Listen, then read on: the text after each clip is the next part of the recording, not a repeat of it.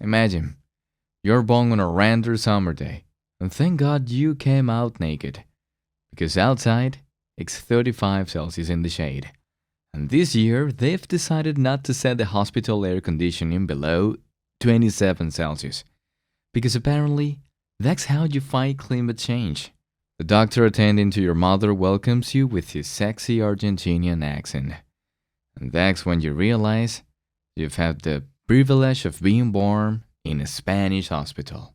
They dress you in your first piece of Spanish clothing, a lovely gender neutral onesie, so you're not forced into outdated gender roles from day one. And 3 days later, they send you home to begin your life as a law-abiding Spaniard. If on your way home from the hospital you notice the sign is in two languages, you were probably born in Catalonia. Lucky you. In a few years, you get to enjoy the decent translation of Dragon Ball. However, you also have to learn another language besides Spanish to get by in Barcelona: English. That city is so tailored to tourists that you need to speak English even to order a cortado at your neighborhood bar.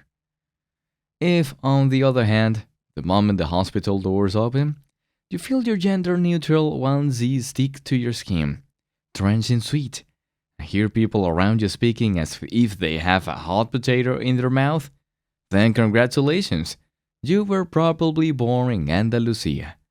In other words, God condemned you before birth to drink Cruz Campo beer for the rest of your days, and to carry his image around in April in a definitely not KKK related robe, Cham. But don't worry, at least you'll be able to afford a decent rental apartment in about 35 years, unlike your fellow Spaniards in Madrid or Barcelona. Your first years of life are fairly normal. You learn your first words, go to kindergarten to eat craniums, and catch chickenpox like every other kid in the Western world. You're too young to realize how messed up everything around you is. Starting with your parents' marriage, which according to the INE, Spain's National Statistics Institute, has nearly a 60% chance of failing. But that's not your problem yet. You're just a kid. And your biggest concern is getting rid of the lumps in your cola cow cocoa milk. I'm making it home in time to catch another episode of Doraemon, season 2389. Then comes adolescence. And since long gone are the days when everybody could become a bullfighter to make a living, or join the terrorists to fight Protestants all over Europe. You have to make the first big decision of your entire life: study a degree or start working. Well, university it is. Studying will open a world of opportunities to you. Mainly, the doors to leave Spain and go to work in Germany or England, where you'll get paid a decent salary. But who knows? You might also be lucky enough to become a funcionario, aka a public servant. Public servants are like royalty in Spain. No matter how much they suck at doing their job, thanks for life. But unlike the real royalty, which spends its days hunting elephants in Africa or in the difficult task of transforming oxygen into carbon dioxide, public servants actually work. Generally, for around 5 minutes between each coffee break, except in summer. It's easier to find a free spot to lay your towel at a Mallorca beach than a public servant working in summer. But let's not get ahead of ourselves. You still have 4 years to decide what of those two paths you want to take. And as you are just about to start your degree, sky is the limit. You decide psychology is your calling, so you enroll in university. A few years later, you deeply regret not paying closer attention to the curriculum before choosing your major, because in none of those books by Skinner or Piaget, where you bury your head for 4 long years, did they teach you how to pour a proper beer or carry a tray without spelling the lates? Yes, my dear friends, there was always a third path. A path that is taken by over 30% of young people with a degree: becoming a waiter. But hey, at least you went on an Erasmus exchange in your second year, and hook up with a Swedish girl, and besides, there is always the chance you might see her again. Perhaps in a few years when she's on spring break in Barcelona, you might have to wait her table. Now you're 25 and things are starting to change.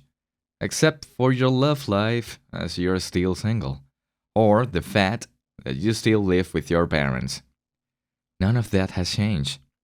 When you're not working one of your two waiting jobs, or starting your second master degree in who the hell knows what, you spend your days looking at apartment listings, hoping to find a place you can rent and share with your friends. However, you seem to have forgotten a very important detail. You live in Spain. That means that the only way to move out of your parents' house as a working class young guy is to sell a kidney in the black market.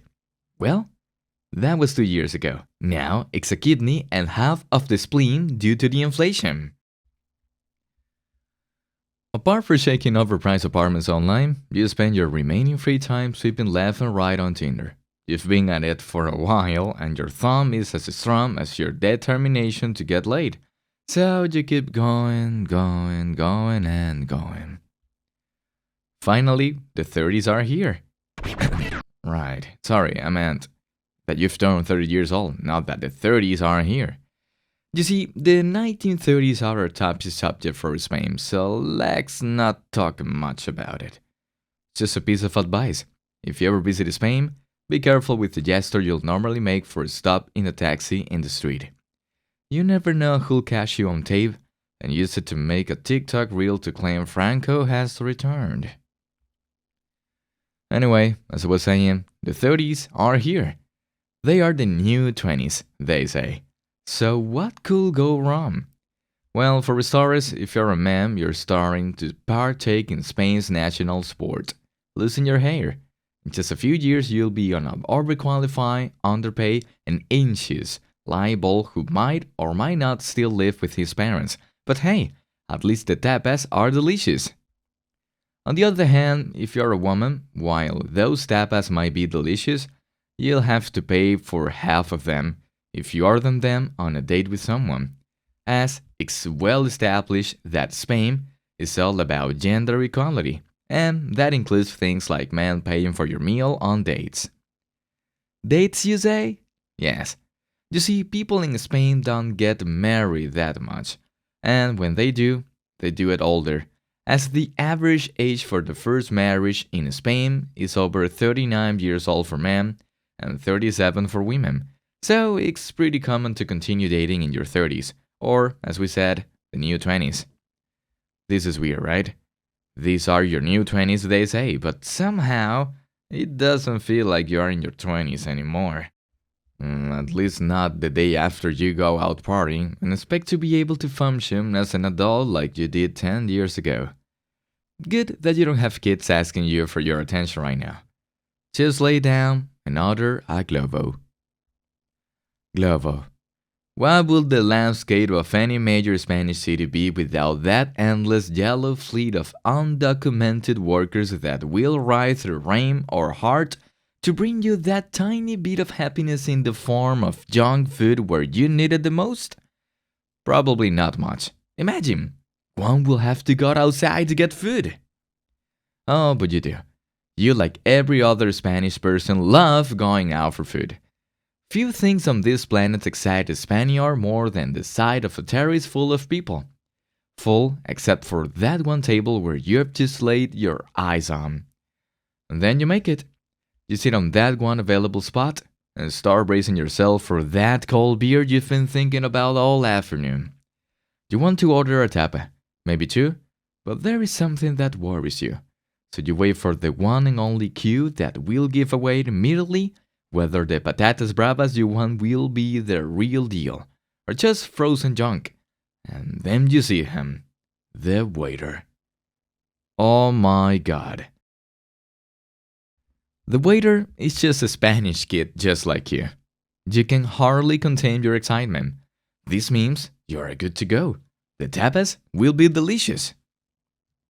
As you think about that delicious fatty snack, you can't help but feel pity for that couple of closely gearies sitting at the terrace of the bar beside yours, who just ordered paella and sangría at 12 p.m. from that friendly Chinese waiter. Poor fools, you think of yourself. The years keep passing by. The little hell you had left has gone away as quickly as the paved streets from your city center, which gave way to circle lanes and pedestrian green areas, all surrounded by hipster coffee shops that never last more than 3 years before going bankrupt and being replaced by another hopeful hipster who thought coffee was outdated and match was the new big thing.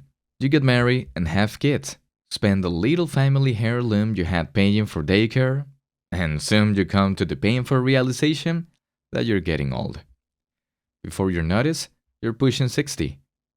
There is a mutation that exists in the genes of most Spaniards that inevitably compels you to wear berets and checker shirts.